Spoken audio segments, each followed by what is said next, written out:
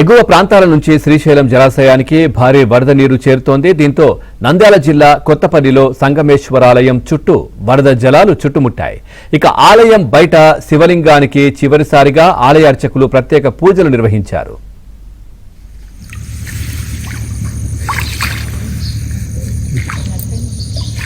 ఇంకా